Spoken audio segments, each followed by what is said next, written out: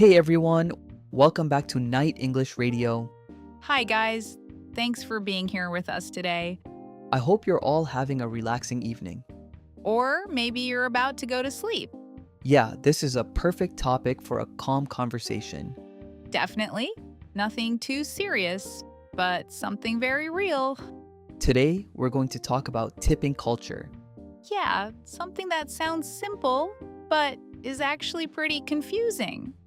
Especially when you travel to another country. Right, because the rules are never really written clearly. You kind of just have to know.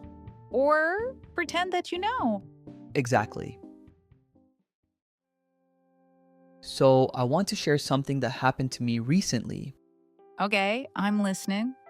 I went to a restaurant with a friend last weekend. Nice. Was it a good place? Yeah, the food was great, the atmosphere was nice, everything was perfect. Sounds like a good experience so far. Yeah, until the bill came. Ah, here we go. You already know what happened. Let me guess. Tipping confusion? Exactly. That always happens. The total was already a bit expensive, and then I saw the tipping section.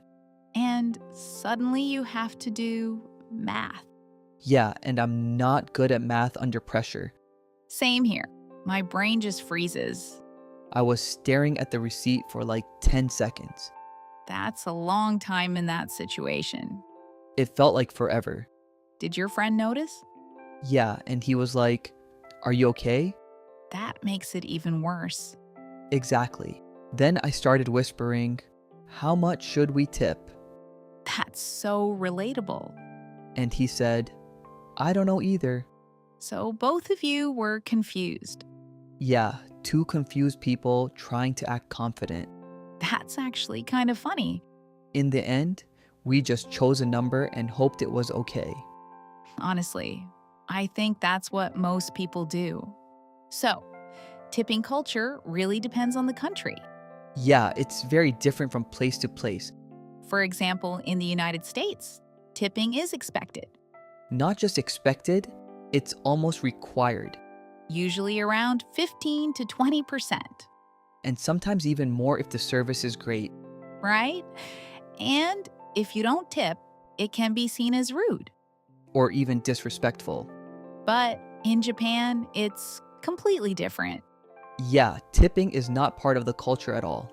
In fact, it can feel strange to tip Sometimes staff might even refuse it. because good service is already included in the price. That's a big difference. So, why does tipping exist in the first place? Well, in some countries, service workers don't earn a high base salary. So, tips are an important part of their income? Exactly. Without tips, it would be hard to make a living. That makes sense. But it also feels a bit unfair How so? because customers are kind of responsible for paying workers. Yeah, I see what you mean. It feels like the company is avoiding responsibility. That's an interesting way to look at it. Personally, I think tipping can be a good system. I'm not completely convinced Why not? because it creates pressure for customers. That's true. And sometimes it feels like you don't really have a choice. Yeah, it becomes more like an obligation. Exactly. But at the same time, tipping allows you to reward good service. That part I like. If someone is really kind or helpful, I want to show appreciation. Yeah, that feels natural. So maybe the idea itself is good, but the system isn't perfect. I agree with that. Another stressful situation is when you don't know the right amount. Yeah, because there's no clear rule. Like, is 10% okay or is it too low? And is 20% too much? Exactly. And it also depends on the situation. Right. Like restaurants, taxis, hotels. Each one is different. That's what makes it so confusing. What do you think about digital tipping screens? Oh, I really don't like them Same. because they show you options like 18%, 20%, 25%. And no tip is always hidden somewhere, Yeah, it feels intentional. like they want you to choose a higher tip.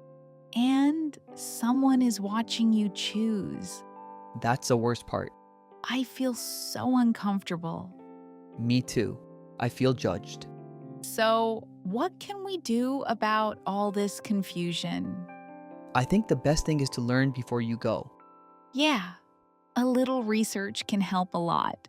You can check websites or travel guides. Or even watch videos. Exactly. And if you're not sure, you can just ask. People are usually understanding. And most importantly, Don't stress too much. yeah, you're not expected to be perfect. You're learning, and that's okay. Yeah, tipping can be really confusing sometimes. Yeah, especially when you're not familiar with the culture. But I think we use some really useful words and phrases today. That's true. Some expressions that you can actually use in real situations. So maybe we should go over a few of them. Yeah, let's review some useful expressions from today's conversation.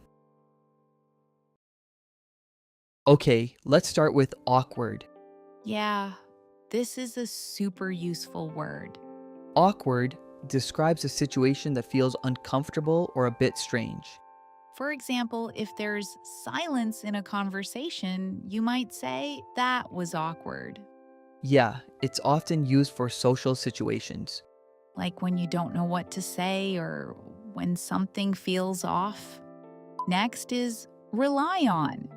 This means to depend on something or someone. For example, workers rely on tips. One important point is that you always need on.